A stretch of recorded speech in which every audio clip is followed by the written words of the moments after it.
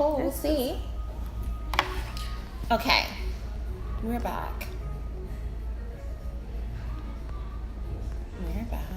So we gotta give them a little time to get on. Okay. I'm trying to see which way I want this. There to go. Where are we trying to be at?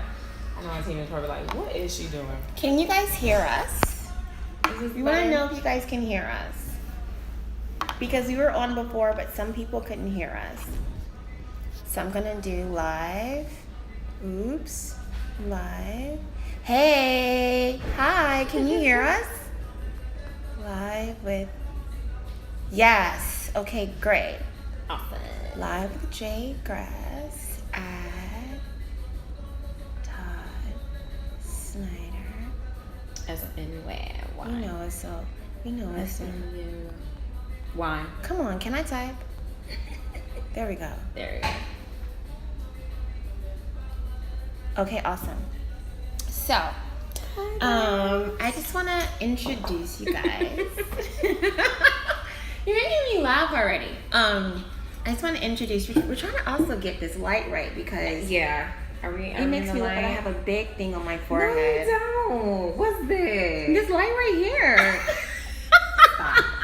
Stop. Okay, how are you? Well, African lioness with such a handle like that. How are you? We are well. So Can I speak good. for you, So good. Jasmine? You sure may. Okay, so Jasmine, I don't even know how to start, but I can't see. I'm starting to laugh. Let me try to be serious because you guys' time is important. Okay, Oh my goodness. so I met Jasmine. Let me get Jasmine up in here. I met Jasmine It was at a Moscow event at a Moscow about event 2 months ago. About 2 months ago. Yeah. And we just instantly connected. And so we've been talking about getting together and see, look at that. Okay, scoot over some. Yeah. This way. Come this way. Yeah. How should we do it? Okay. There we go. There we go. So we've been talking about getting together and talking about life and our passions and our careers, things that we love. So we are literally at Todd Snyder, New York, by Chelsea. No, Flatiron.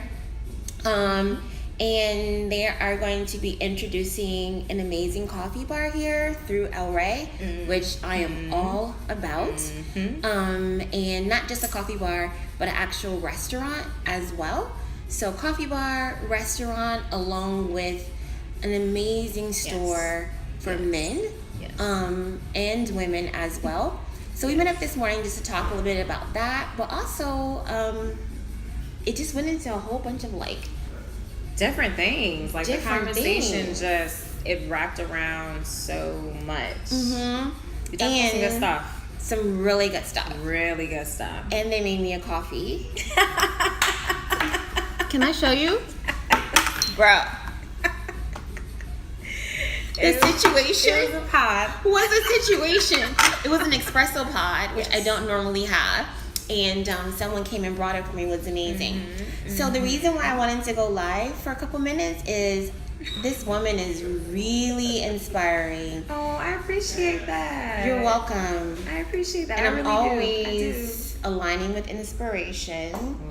Listen, and I think the roads that we are traveling are often harder than most people realize. Yeah.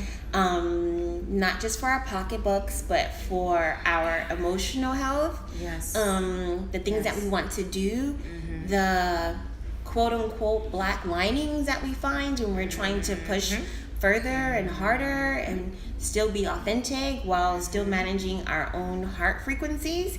And so that's a good one. yeah, right? That's about right. Yeah. So I wanted to ask Jasmine if she can share just a little bit about who she is. Oh my God. That's such a tough question. Right, but I feel like you know who you are. Oh. I feel like you so know who you are and what you want to do. Yeah. And you're already on your path. So yeah. I guess if you could just introduce people to who you are. Oh, What do you do?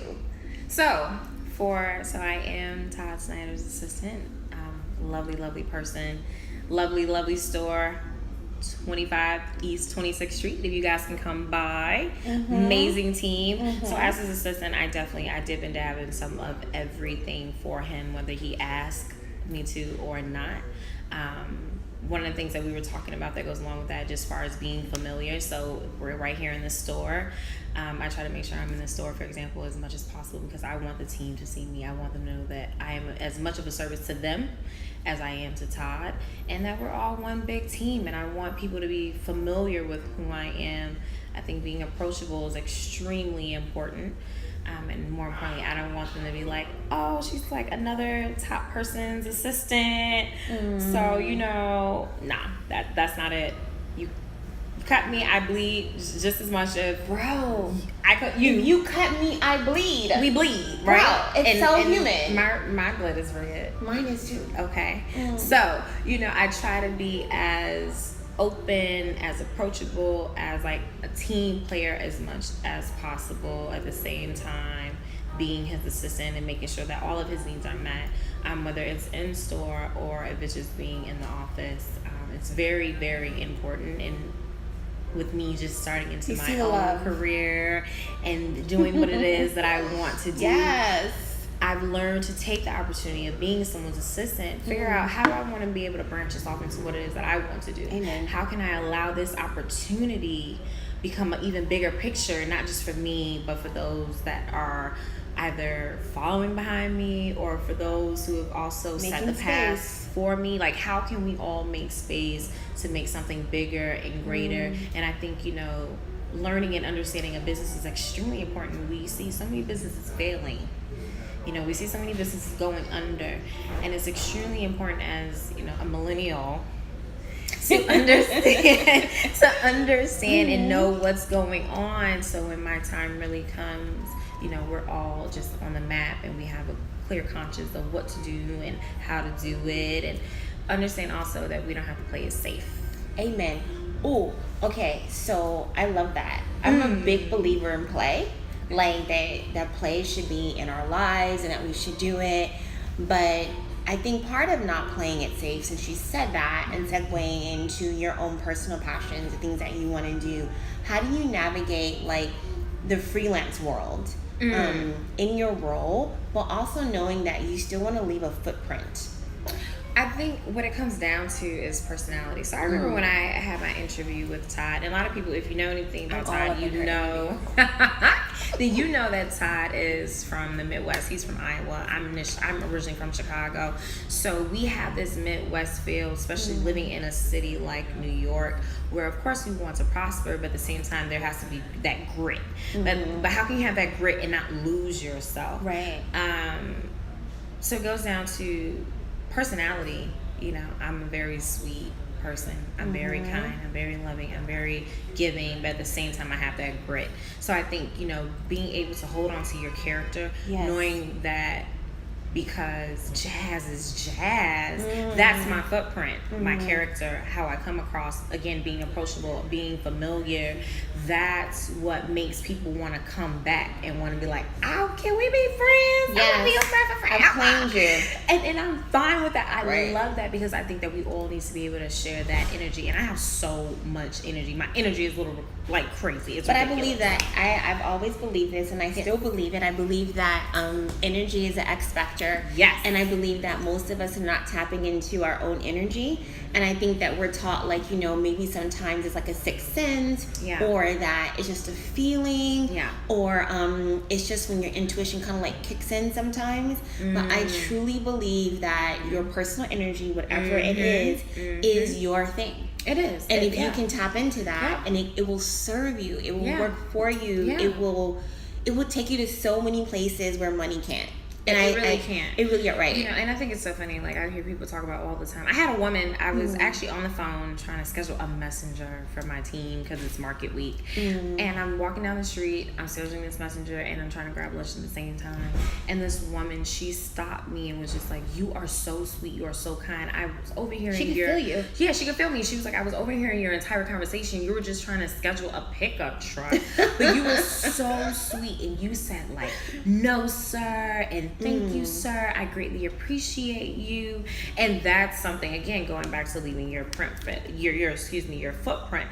You know, who are you? What are you really trying to represent at the end of the day? Because you can have all this money, but that's not going to matter if you're not a nice person. You know, it's all about where your heart is. And for me, my heart is just so important, and I'm very protective of it. I'm very conscientious of how I come across with people. Because I want them to understand and know that I understand them. And at the end of the day, as much as titles matter, they really don't. They really don't.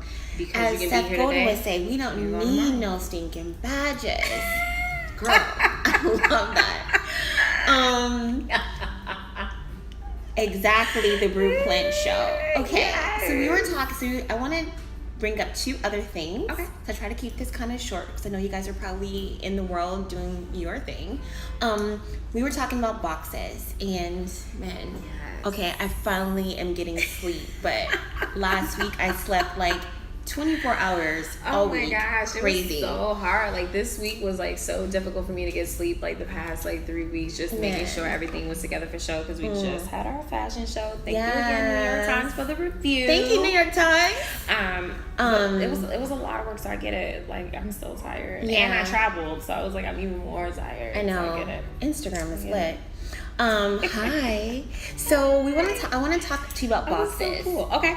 Because we really connected on the idea of not being in a box, but also knowing that a lot of times for people to relate to you, they have to put you in some kind of box, a framework, a context. You know, for women of color, it could be like, oh, you know, you're a beauty blogger, or you're a hair blogger, or you're an influencer, or you're this, or you're that. And we don't like boxes. I don't like being in a box. Context is great. Yes. And I think that we're the kind of women that want to walk into rooms and know that like we're there, but also know that we're gonna defy what you think we probably are, which is one reason why I love coffee. But I want to ask you. Yes, I want to ask you. So funny. I can't. Yes. Okay. I want to ask you about boxes. What do you think about them, and what would you tell people about how to navigate people trying to put you into a box? That's their business.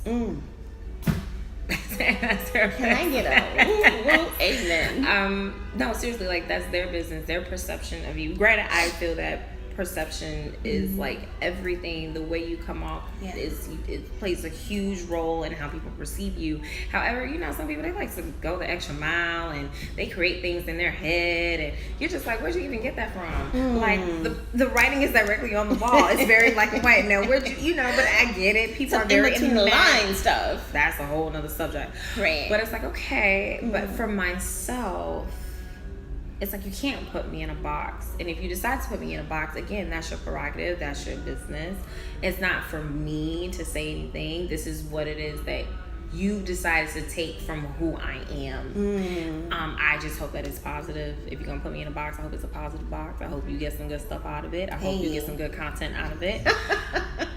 No bad boxes. But yeah, like I don't put myself in a box. I know you don't put yourself in a box. I don't think it serves me. I think that I want to be fluid. Yes. I want to be transparent. Extremely. I know that I'm not perfect, and I know I have things to work on, but I want to be able to be multiple things as it calls for it. Back to even being perfect, I tell people, you know, we're all perfect. We're perfect within our imperfections. Amen. We're perfect within our flaws. You know they say imperfect means imperfect. It spells imperfect. Yes. You know that. You knew that.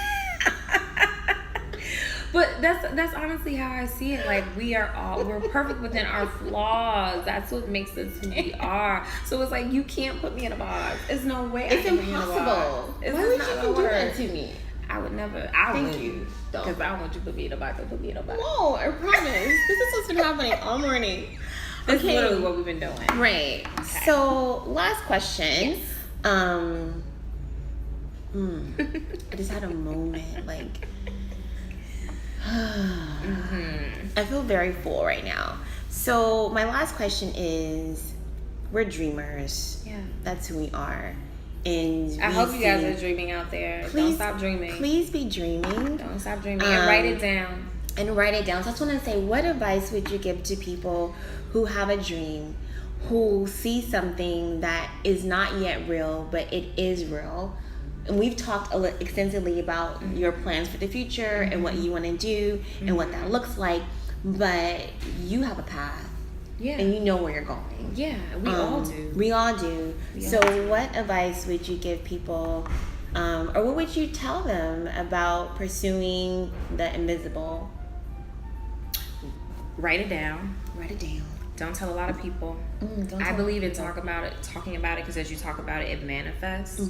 But definitely do not tell a lot of people, and keep going. Like, do not. Yes, it was Blueprint.